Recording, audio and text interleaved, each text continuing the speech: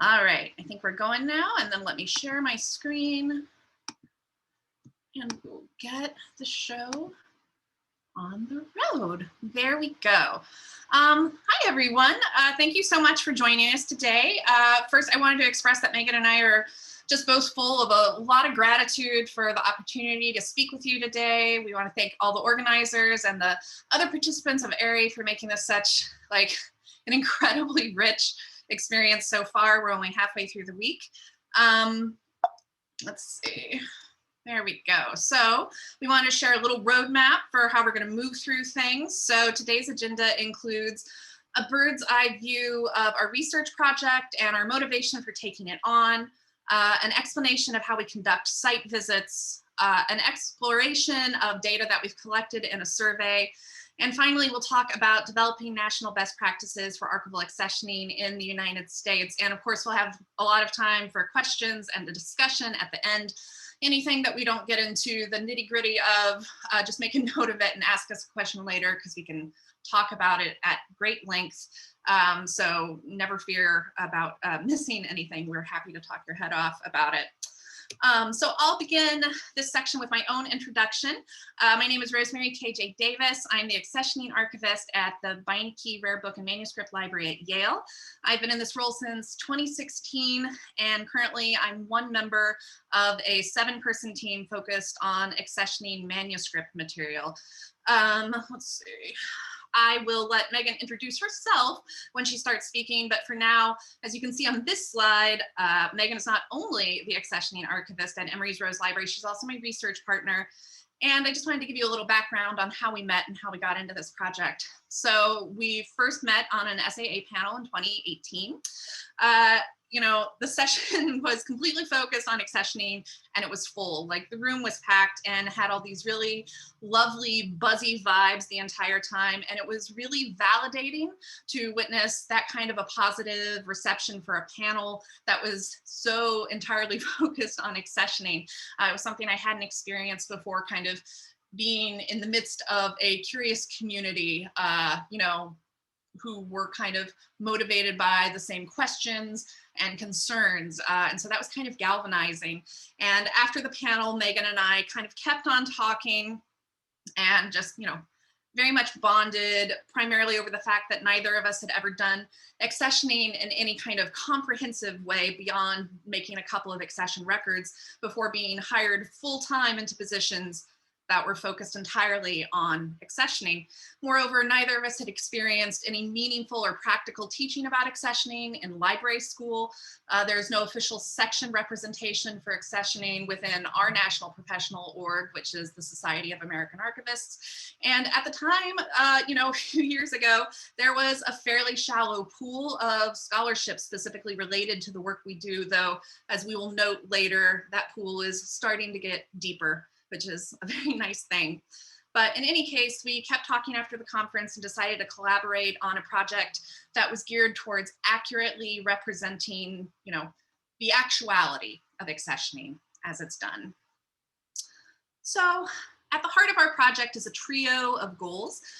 Number one, surfacing the lived experiences of people performing accessioning duties. Number two, creating a well-resourced community of practice for those of us doing this work. And number three, we want to destroy the historical interpretation of accessioning as a finite bit of record keeping and institute a more useful and holistic definition, which is accessioning as a constellation of workflows and collaborative relationships that are foundational for ethical collection stewardship. So our research output falls into 3 components, and we'll kind of talk about those in order today: site visits, survey, and a standard. So we'll start off with site visits. We wanted to make sure that our research included perspectives on the physical aspects of people's workspaces. We wanted to not only see where they process collections, but also where they unload boxes, how space is managed, and ultimately we wanted to gain a deeper understanding of how accessioning workflows actually function in an environmental sense. So before COVID-19 threw a wrench into our plans, we had 22 site visits planned in different regions of the United States. It's a very long list. It was very ambitious. And we were actually able to complete a large number of those. We were able to complete 13, so more than half of our list between August 2019 and February 2020. We still have 9 site visits that we have to reschedule and perform at some point in the future. But the more we thought about it, the more we also wanted to make sure that we're being as inclusive and broad-based as possible when it comes to work. So we are actually also going to try and add in at least 5 other visits to geographic areas in the United States, including virtual visits with people who are working in Alaska and Hawaii.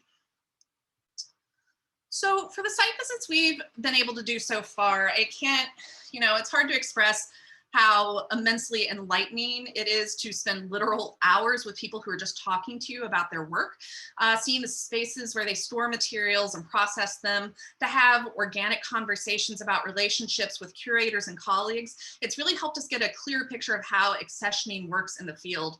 And every site visit that we have done kind of takes a similar structure, which I have on this slide here. So first of all, we make pre-visit contact with folks to make sure that everyone meeting with us has an idea of the types of questions we'll be asking. No surprises, more time to think about the answers, everybody wins. When we arrive, we have kind of like an initial conversation to acclimate folks to the project. We talk about what we're most interested in gaining out of the visit, and then we make space to hear what they would like to gain from us. Do they have questions? What can we share with them to be helpful? And we try to make it very clear that our goal is community building, not just extracting their expertise for our own use. Next, we usually get to do a tour of all the physical spaces for storage, processing, and intake of collection materials. So yes, we want to know how many sets of stairs you have to walk up and down. Yes, we want to see how big the elevator is. Yes, we want to see how you have to reconfigure your workspace if a collection over 10 boxes comes in through the door. And yes, yes, yes, we want to see your loading dock if you have one. It's our favorite thing to see the loading dock. And then after that, after we've seen everything, after they kind of know what we're looking for, then we sit down to have the long conversation. And so the conversation focuses on how accessioning functions or doesn't at their repository. And the types of questions we ask are pretty far ranging. So we start with, what is the most deceptively simple, but usually most complex question, which is how do you define accessioning in your workplace? We talk about how duties are assigned and managed, what kind of technology is being used, how accessioning work has evolved locally or how it hasn't. We ask about the relationships that exist between archivists and everybody else that they encounter in the process of doing their accessioning work. And then we ask kind of more existential questions like, do you have what you need? Can you get what you need? What don't you have and how have you had to work around that? And do you feel respected? Is your work understood by your colleagues and administrators and the local community? What kind of emotional experience of doing this work is, do you live with on a regular basis? And then of course, after we leave, we have follow-ups. We always have conversations, we share workflows, we share resources like processing guides or templates or other types of documentation that get into the minutia of workflows. We try to make it very much a two-way street, and we're happy to share anything with them that we have collected and vice versa. Meaghan and I have always known that we wanted the voices of others to take up the majority of the space in our project's output. And so these site visits are really one of the best methods for keeping people's experiences, emotions, and perspectives as like the engine that keeps moving us forward. And thankfully, we were awarded an SAA strategic growth grant, and that's going to help fund some of the site visits that we do in the future. And honestly, we really can't wait to get back out on the road because there's so many people that we had to send these sad cancellation emails to. There's so many just spaces we haven't gotten to see yet and stories that we've gotten to hear.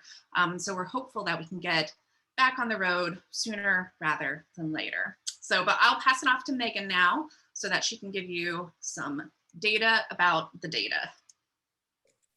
Yeah, so just to repeat, I am Meaghan O'Riordan, and I am the Accessioning Archivist at the Stuart A. Manuscript Archives and Rare Book Library at Emory University. I've also been in my role in since 2016. So Rosemary and I feel like kindred spirits on our journey. And while I do collaborate with other staff at the Rose on accessioning, I am the primary person responsible for accessioning. And I think the only one who really has it central in their job description. And thanks to Rosemary for giving an excellent gloss of how we got started with our research and what we were working on pre-pandemic.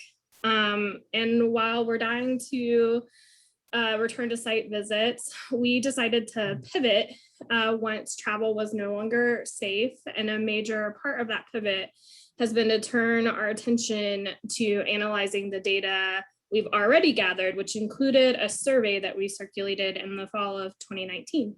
Slide, please. So we left the survey open for about 2 months and we were astounded at the response. We were like texting and slacking each other every day about how pleased and excited we were. We received 169 total responses. 118 of those were 100% complete and 141 were 50% or more complete. And this was a very long survey with several free text fields. So the fact that 118 people made it all the way through and another 23 more than halfway is remarkable. And again, we are so grateful for everyone who took the time to complete it. So I'm going to go over some preliminary findings from the data, and spoiler alert, we are going to propose a thing that we're going to write about the data. So that's still a ways off in a place where you can read it if we even get to do it. But we hope we'll be able to share our findings more comprehensively in the future. Next slide. So one of the open-ended questions we asked was about defining accessioning, which, like Rosemary said, is pretty much our first question when we meet with people in person. And it kind of gets at the heart of what we're interested in, which is most people, when they come to accessioning, have never done it before. Their institutions may not have ever done it before. And there is not a ton of resources out there, or at least there weren't before 2019, for people to figure it out. And so there's always this question of, you know, when you say something is accession, what does that mean? So you can see from these responses that I excerpted that what we hypothesized is true. Every institution defines accessioning a little bit differently. And those definitions are usually based on the capacity of the institution, as well as the priorities that the institution has defined. So it can mean anything from a simple administrative formality to processing a collection at the file level and everything in between. And you can see that reflected here. Next slide. So this is just a quick one. Most of the respondents identified as belonging to academic institutions with 100 respondents, or 59% selecting that choice. Considering the nature of archival accessioning work, that was not surprising. Rosemary and I were super interested in going to institutions of all types and sizes, and every conversation was fruitful, but there was an insecurity about if they were not an academic institution, especially not a large academic institution, that their experiences wouldn't be relevant. And let me, for the record, not true. So if we come to a university near you, we want to talk to all of you. Like it's helpful no matter what kind of institution you are or your size. Next slide, please. There was more geographic diversity in the responses, but the two highest regions, Northeastern and Southeastern, at 39 respondents, or 23% each, are where Rosemary and I are, and therefore more likely to know people, to nag, and to taking our survey. So it is a little bit skewed. And we were excited to hear from our Canadian friends and even one New Zealander, but we recognize that the results from our data ultimately have a strong US bias. Next slide. So we're going to spend a little bit of time on this one because it's something that I have found really interesting and illuminating. We asked people to share their individual titles, and then I kind of grouped them into these categories. And so there were 107 unique answers out of 169, but several people had titles that represented more than one category. And so the total that was counted for these percentages is 194. 39% identified as a processing archivist. Most often that meant a generalist, but sometimes it might have included a subject specialty.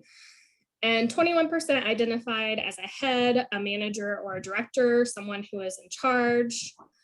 12.5% identified as working specifically with institutional archives, again, because most respondents were at academic institutions, this means university archives. 9% identified as a librarian, and sometimes that was in conjunction with archivists and sometimes independent of archivists. 7% responded with titles that indicated a paraprofessional role with words like assistant, processor, and specialist in their titles. 4% identified as working with digital materials, and 3% as curators and 2% as collection managers. But most significantly, there were only 6 respondents, 3%, who had the word accessioning in their title, and 2 of those were Rosemary and I. And we were not necessarily surprised by that result. It is only recently that more institutions have been hiring specifically for accessioning roles. But it is further evidence that this critical function often isn't prioritized by institutions by dedicating a role to accessioning and recognizing it as significantly as archivists or processing archivists. Next slide, please. So the next sets of data reflect the institution size, both in number of staff and amount of material acquired and accessioned. 44% of respondents work at institutions that employ between 1 and 5 people, and 39% with between 5 and 20. And the way the question was worded was specifically about the unit that includes, or the organization that includes accessioning work. So for me, that would be the Rose Library, not Emory Libraries, or even, the main library or something like that. Respondents were also asked how much they acquire and how much they accession. The purple bar is for acquisition and the green bar is for accessioned. These numbers are relatively similar, and most respondents acquire an accession between 0 and 500 linear feet per year. Next slide. So then they were asked, of those number of people reported in the previous question, how many were responsible for accessioning? And I didn't do all the comparison data in the chart, but I took a moment to compare this to number of total staff. So 31% of respondents work at institutions that only employ 1 person responsible for accessioning, and 56% employ 2 to 5 people responsible for accessioning. And this is proportional to the number of institutions that employ between 1 and 20 people. For our smaller orgs, those that reported 1 to 5 employees, 44% have 1 person responsible for accessioning, and 49% have 2 to 5, I'm guessing 2, responsible for accessioning. In staffs that had 5 to 20 employees, 17% have 1 person for accessioning, 64% have 2 to 5 people responsible for accessioning, and 14% had 5 or more people responsible for accessioning. Even in organizations that reported employing 20 to 50 people, only 27% of those had 5 or more people responsible for accessioning, while 50% have 2 to 5. So essentially, you can expect there to be somewhere in the neighborhood of 1 to 5 people responsible for accessioning up to a total of 50 people working for the organization. Like, it's never gonna be as big a team as perhaps some other functions that are supported in the organization. And also what these numbers don't get at is that even if the number of people with accessioning responsibility is a significant percentage of your organization's total staff, most of those people responsible for accessioning likely have other responsibilities. I myself am also the manager of our acquisitions program and our stacks manager. So I don't spend all of my time on accessioning, unfortunately. Next slide. This is my favorite one. This is the one to make everyone feel real good and warm-hearted. And should all make us breathe a sigh of relief. 132 respondents, or 87%, answered yes to the question as to whether or not they had an accessioning backlog. Only 11 said no and 9 said other. When they selected other, they said they have a processing backlog, but not an accessioning backlog, or that material doesn't sit pending for longer than a few months. We knew from the site visits that we were not alone. Every person we asked in person also said they had a backlog. And often it was said with some kind of like shame or embarrassment or something like that. And we quickly rushed to assure them that there was no shame in it, because we're all sitting here with backlogs and it's none of our faults.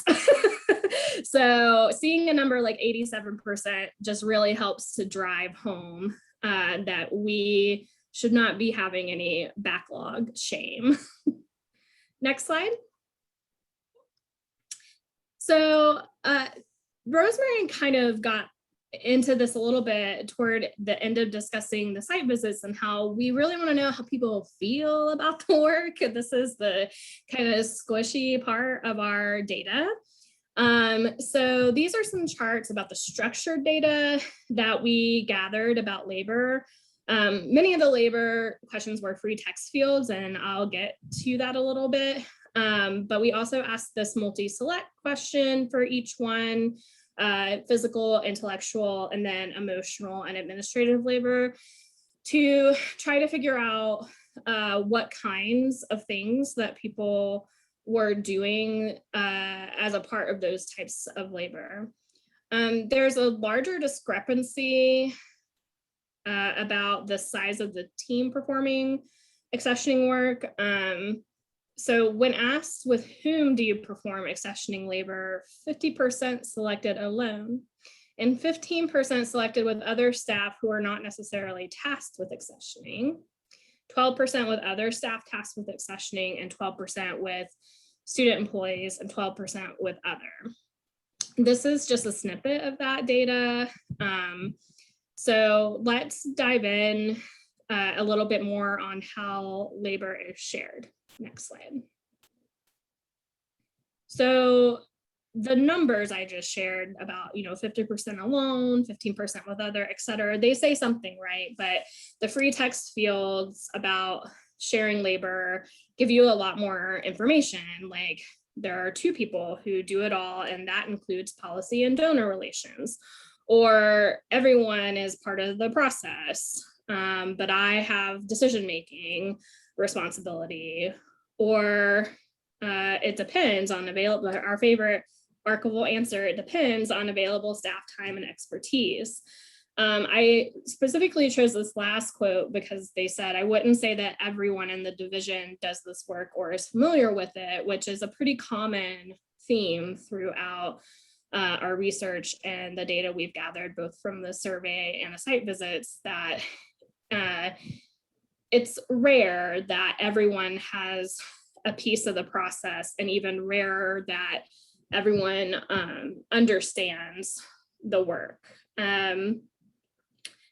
Based on our own experience in the field, we were particularly interested in this question about how labor is shared, especially when there isn't someone who's designated to manage the accessioning program, like loner rangers or very small shops.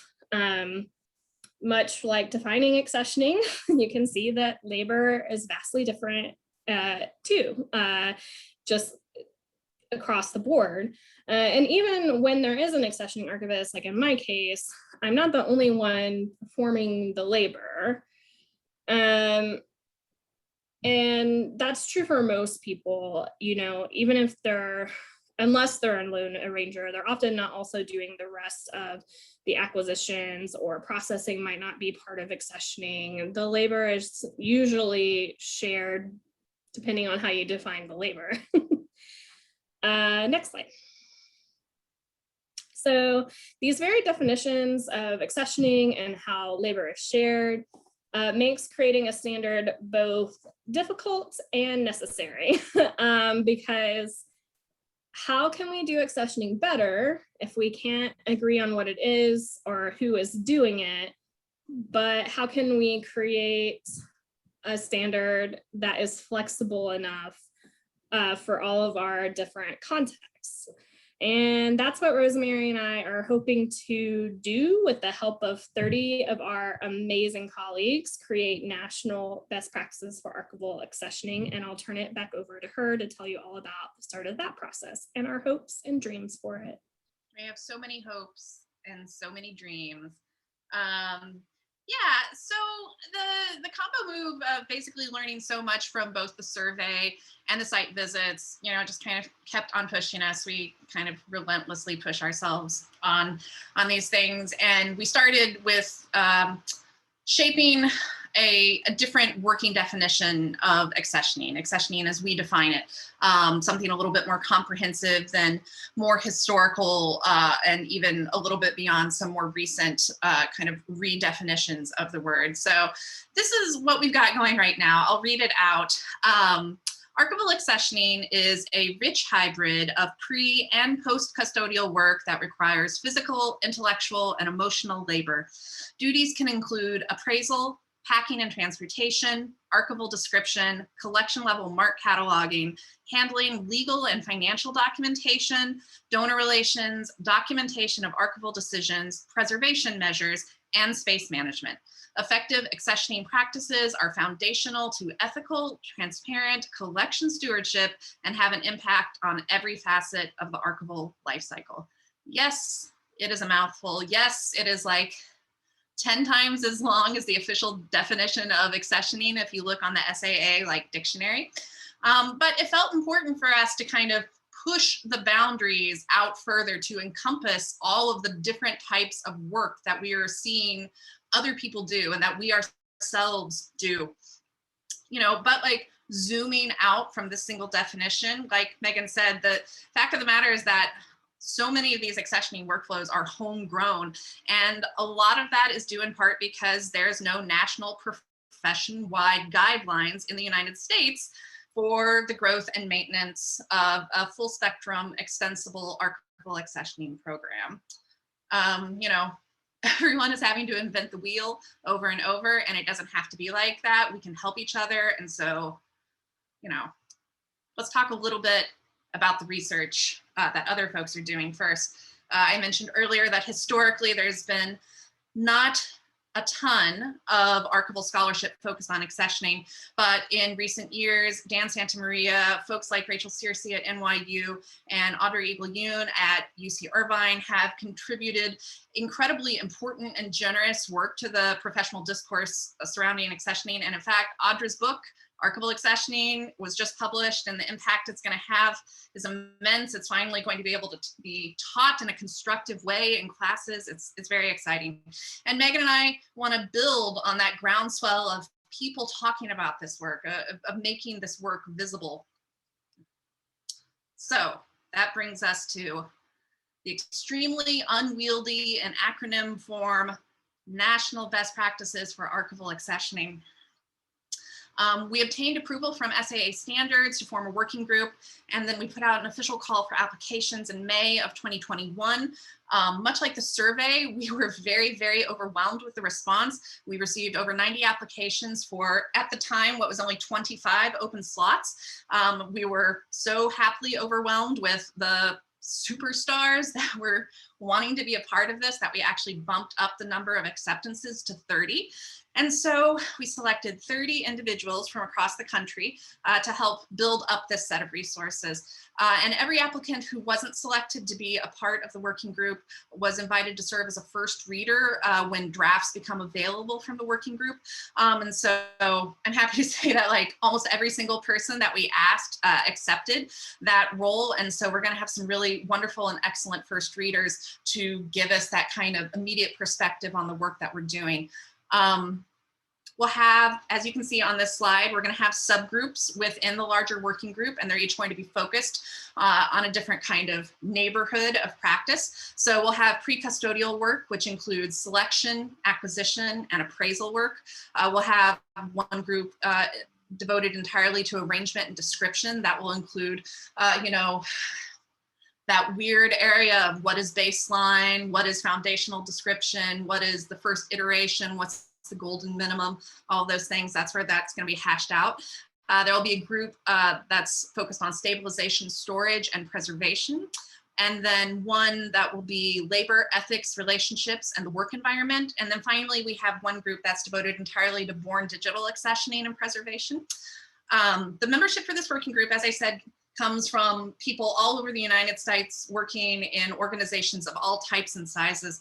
And our goal is to have a final comprehensive draft submitted to SAA by summer of 2023, summer or fall 2023.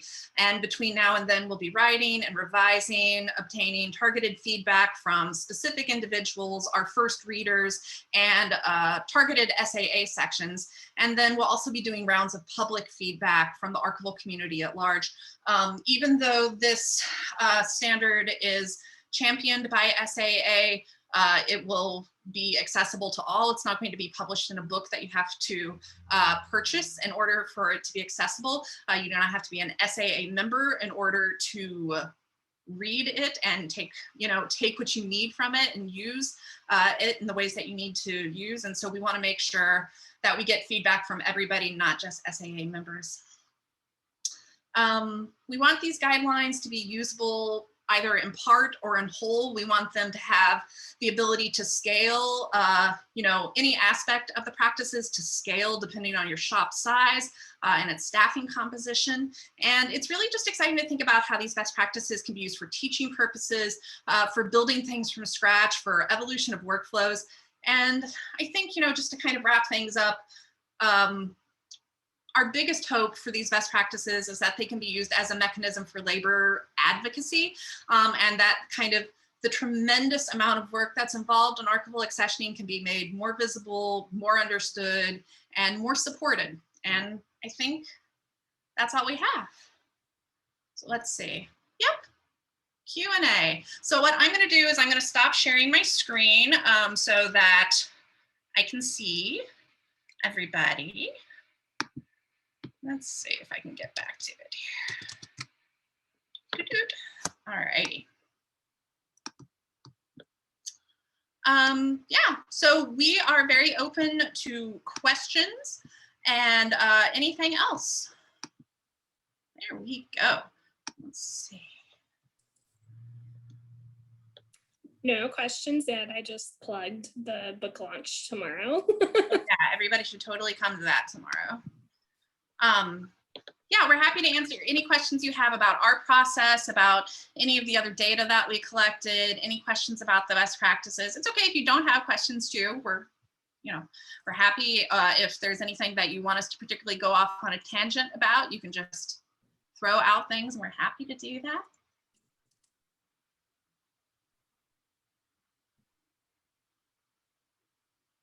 No? Okay. Meaghan, was there anything that you didn't get to put in the presentation that you had to cut that you had wanted to talk about or anything like that? We do have a question in the chat. Yay! So thank you for this presentation. I'm excited about the working group. Can I ask if your research incorporates timing or how long accessioning takes? That has been the trickiest thing for me to communicate to stakeholders. Yes and no, in the sense that we do ask about it in the site visits, and I'm certain we had a question about it in the survey, but a lot of people don't track that kind of information. And so a lot of the data we've gathered so far hasn't been sort of able to be aggregated to say some kind of thing about like how long it takes people to accession. And also because it's so variable, I just anecdotally, like I had a collection that was pretty small, ended up being like 10 boxes. And I had no meetings and I dropped everything and I did that start to finish on a work day. And so that's essentially 8 hours that I spent taking care of maybe like 10 linear feet. But it wasn't dirty. It was pretty homogeneous. I was able to drop everything and I luckily didn't have any meetings. You know, I think this is something we definitely want to get at with best practices because, you know, these factors do also exist in processing, and yet we do have numbers that we use to estimate how long it takes for something to be processed at collection series, file, and item level. So I think that's part of what we hope comes out of this. But I do track how long between receipt and accessioning, as well as, and kind of how long it takes to accession, although that number is less interesting to me than how long it sits on the shelf before I can open it. And I found that most people were not tracking how long it sits on the shelf before opening it. So also it's just a matter of what are people tracking when it comes to this work. Yeah, I think building on that, I think what Meaghan says is really true. I think that certainly there are kind of these fairly well-known kind of metrics for how long it takes you to process a linear foot. And I think that's something that a lot of people deploy when they're creating processing plans and things of that nature. But I think the fact of the matter is that, you know, and one of the reasons that it's harder for us to collect that information in kind of more generalized surveys like this, as opposed to some of the conversations that we've had, is because this definition of accessioning is different in almost every shop. In some places, accessioning 100% does not include any type of physical processing. It's, you know, purely an intake measure. And so, you know, then it becomes then it becomes a game of trying to figure out like how your institution or organization defines, you know, responsible stewardship. You know, do you have a, you know, somebody will put their hands on this within 6 months of arrival, you know, things of that nature. And so that's when it gets a little bit squishier. And also just, you know, I mentioned Dan Santamaria's book on extensible processing, hugely important in terms of recognizing that archival description is, you know, essentially a living organism. It's a process. It's not an end game. But oftentimes organizations wherein processing is somewhat under the umbrella of accessioning, it gets complicated. It gets complicated to attach metrics to that beyond anything just simply connected to the date of when something arrived, because there aren't these kind of hard and fast understandings of what it means to give something an appropriate baseline of information and what that actually means. And there's just no consistency there. So I think that definitely in the working group, there are going to be conversations, certainly within arrangement and description, but also in the group, you know, that's going to be working on pre-custodial things, to discuss how we set expectations, how we describe the work that we do, and how we understand all of the individual pieces that are in the accessioning process. So we will then be able to kind of set those things up in order so that they are understandable to other people. So we don't have a good answer for you, except that we know it's something we need to be talking about, and we're going to try and make sure that we talk about it a lot as we're developing these. I brought up the survey data just to share, even though it's not super helpful. But 36 respondents out of 131 said a year or less between for how long it takes to accession materials and make them accessible after transfer. 1 to 3 years, 22 people said. 3+, 15 people. I don't know or not tracked, 26. And then we had 32 other. So it was a year or less was the top response. And then the next response was other. And then they filled out the free text field. So yeah, just not a lot of structured data on how long accessioning takes. But that is what our survey results say, at least. There's something there. We have another question. You may have said this already, but are you planning to redo your survey at some point, particularly after clarifying these definitions and getting people all on the same page? I think that would be great. There was also, we learned a lot from doing the survey and how we worded the questions. When I'm looking at the data, I can see like where we went wrong with wording the questions. And there was one question, we had a lot of if then, like conditional. So if they answered a question one way, then this question would show up. And there was one of them where we set the conditionals wrong, and so it didn't show up for anybody.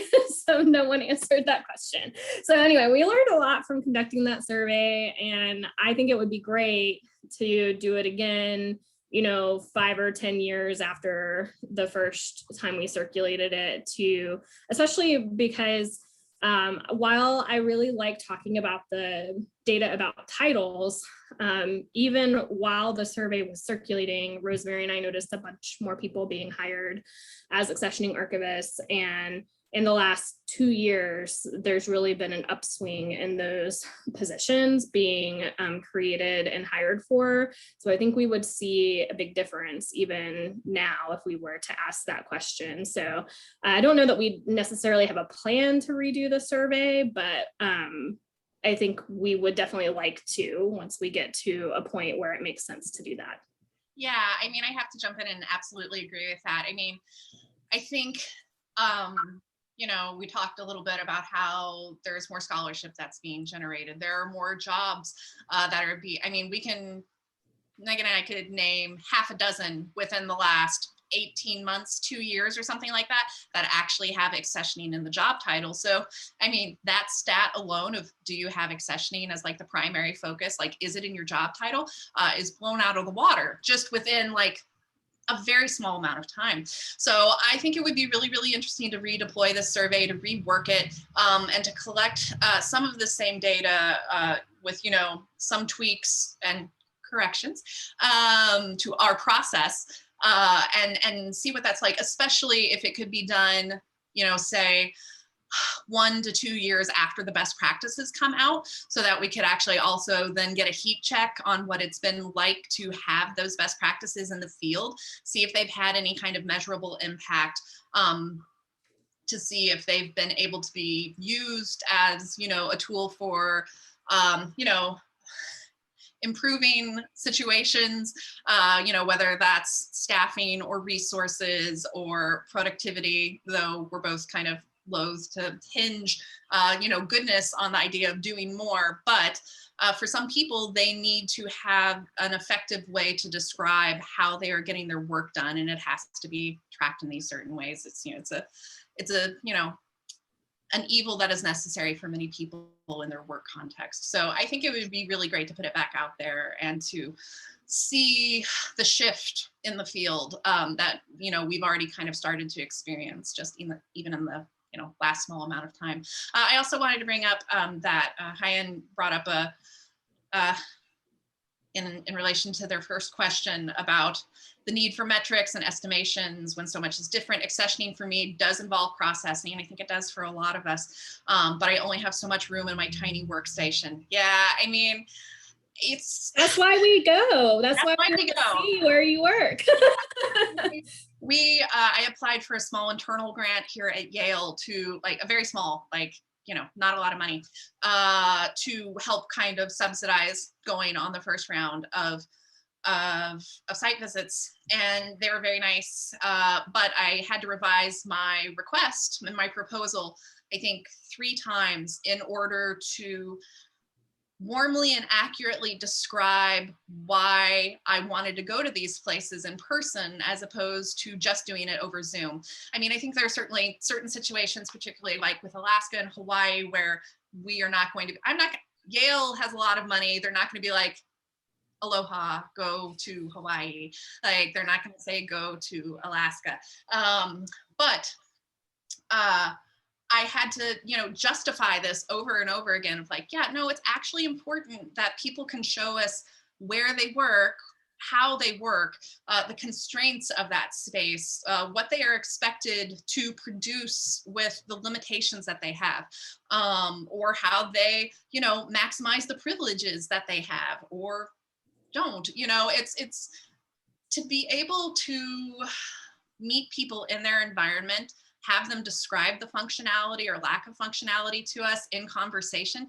It's really, really different than somebody walking through a space with their laptop and being like, there's the stacks, there's the table where I process, there's the elevator. But, you know, like when you get there, you're like, oh, a book cart can't fit in there. Or like, how do you go up these stairs? This concrete is crumbling. Like, you know, your supplies are, you know, on the other side of the building, and yet you have to like go back and forth, and there's only one door that's wide enough. Like, you know, it's like, these are the types of things that, like, to be able to walk through with them, that you can actually learn about where the gaps are, you know, and how people are like really super rising to the occasion in order to get what's expected of them done.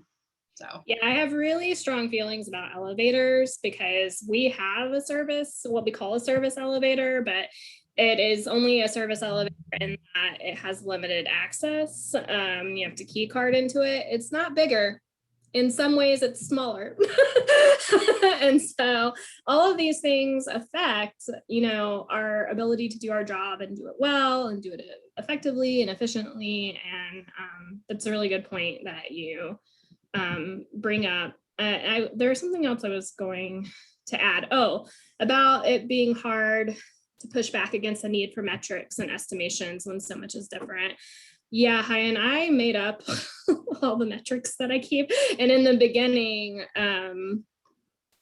I kept some that like I don't still keep because they weren't actually useful in trying to do anything. And yeah, I just had to decide, like, I did have a meeting with like unit heads to figure out what they wanted to know if I were to start tracking things for all 3 of my areas.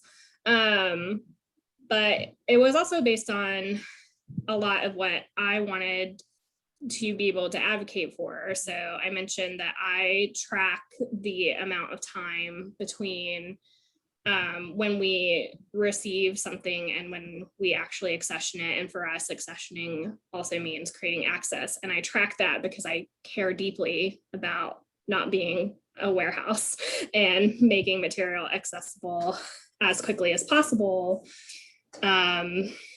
So that is something I care about. And I want to be able to say right now, which is true, we're operating at about 3 years. I just did a collection that we received in October 2018.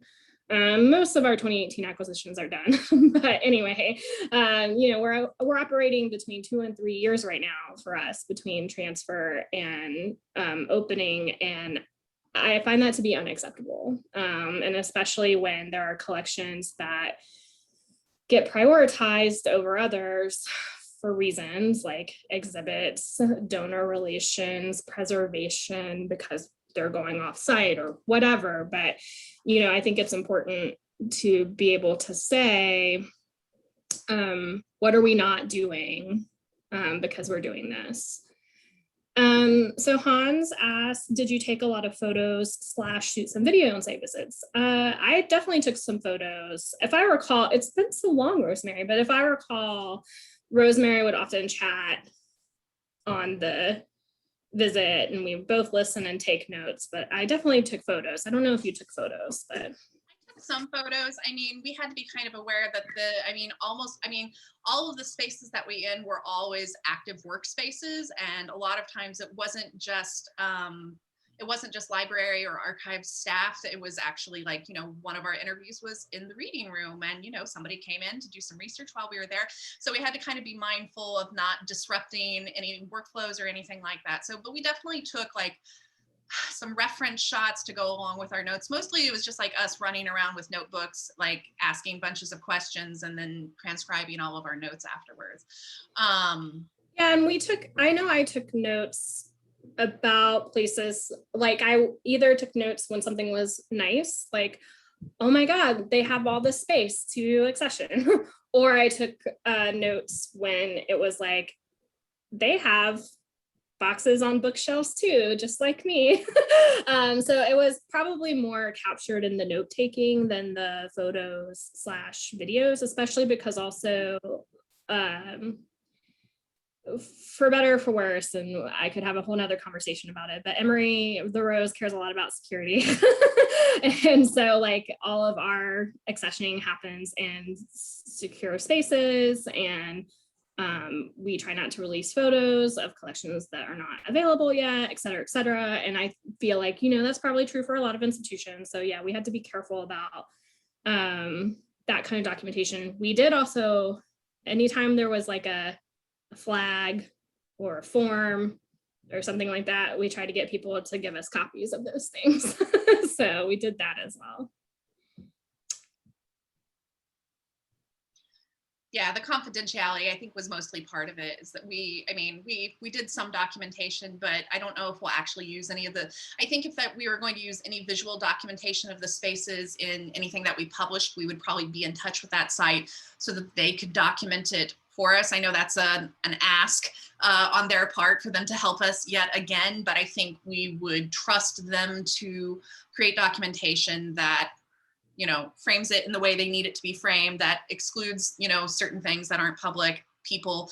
They can kind of shape that themselves. So, but it's definitely, I was just the other day, I was going back through like my notes from these, and like, it's very, very vivid in my mind. Like once you've walked through a space and like heard somebody tell you about how that space is activated by what they work, it's like, it's very lodged in my mind. So, it was good. He brings up this great point about money. So our offsite storage we co-own with Georgia Tech, so it doesn't cost us actual fees to retrieve or send back, but we do have some stuff at like a fine art storage place that charges astronomical fees to retrieve and put back stuff. Like every time a person touches a thing, we get a fee. So yeah, it matters a lot, and it's things that it's kind of funny that it's things that resource allocators are not necessarily aware of. I constantly am answering, well, can we do our offsite storage is called Library Service Center, we call it LSC. And I feel like weekly I get a question about, well, can't we send that to the LSC? I'm like, no, we can't send everything or do everything at the LSC. And the fact that you, a person who determines what resources I get to do my job, don't know that is a problem. So yes, we totally feel you on all of those things.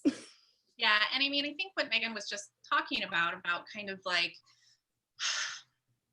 how in many places there's just this lack of awareness of like basically all the area from, yes, we want this to come to the organization, to it is available and it exists in our organization's world.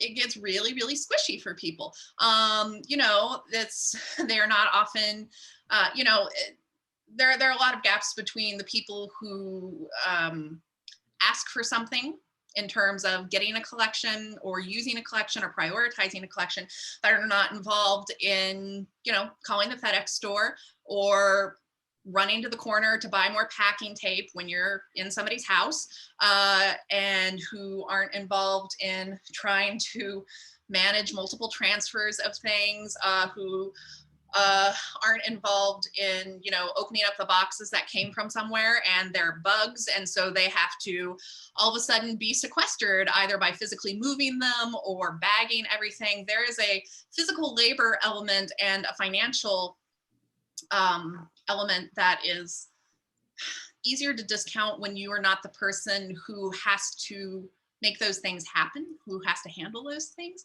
And I think that just kind of ties back to what we were talking about this kind of expanded definition of accessioning and how it is more comprehensive in the types of labor that it involves. And there's just, I think, still a fairly low awareness throughout many of kind of the upper levels of administration and in curators and selectors, knowing that there is, somebody who is responsible for multiple of those elements and also doing archival description, and that all of those things then move the arrow for when that archival description can happen, when that access can happen. It's the phrase that we like to use is it's all very interdependent. It's kind of, dominoes or cards, and they're just like all kind of tenuously balanced against each other. And if somebody doesn't know that, that card is holding up the whole house, it's easy for them to just flick it out, but it has a downstream effect, so. And yeah, Meaghan plugs in the chat, the total cost of stewardship resources. That's a must read for everybody, I think, who are trying to kind of get a grip on what does creating an operational impact actually mean for an organization, and how can that bring the ethics of your labor into alignment with the way that you treat, the people and organizations that you're getting things from, and the people that are doing the work to care for those collections. So definitely read that. Yeah, does anybody else have anything else? We're almost at an hour. We have time, but if there were any other questions, you can bring them up now. Or just things you want us to talk about also, if you don't necessarily have a question, but you're like, please talk about donors or whatever, I don't know. Yeah, we're happy to do it.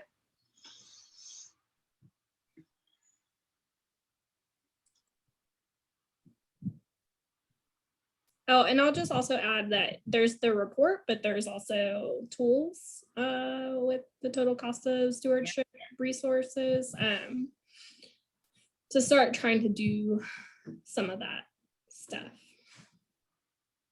Yeah, I think that will definitely be referring to this report a lot in the working group. We're going to be trying to build kind of like a common corpus for the working group so that we're kind of all aware of the scholarship that came before us, of the scholarship that has just come out, of people who are talking about this, who are grappling with this. I think that,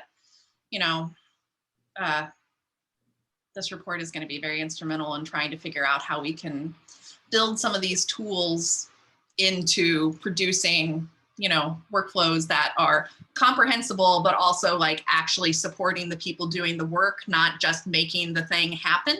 I think that's like a very crucial designation between, getting shit done and like helping people get things done. That's, to me, kind of a big thing. So I think it's a thing that's going to come up in the working group a lot. So, all right, well, I think it doesn't seem like anybody else has any questions. Meaghan, is there anything else that you want to pop off about before we sign off? I mean, don't get me started, but that's true. That's true. If pretty much everything that we present and write on, both as a team and individually, is about this kind of stuff. So you can definitely find us in lots of places saying things about accessioning, pre-custodial work, labor, for me, Airtable.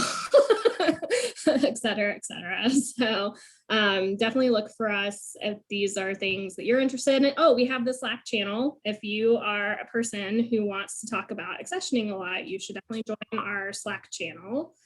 I'm going to try to find the link to put in the thing to make it easy. And then this is, it was on the slide, but I'll share our website also. If I can get it to come up. So this is our website where you can find all things me and Rosemary. But also if you go here, you can request to join the Archival or the Accessioning Collective Slack channel. So if you're not already there, definitely join us. So we share about events and resources and chats, and it'll probably get a little bit more formalized over time, but yeah. All right, cool. Well, thank you so much, everybody. We're here. If you need anything, feel free to reach out to us. We are always super excited to talk to everybody about their work. Thank you for saying have fun on the road. We really want to get back on the road. We can't wait. Get into people's faces and annoy them with all the questions. So and if you want us to come see you, just let us know. Yeah, that's true. If you want us to come visit, you should tell us and we'll try and make some magic happen. So thank you so much to everybody. Thank you to Meaghan. Yeah, cool.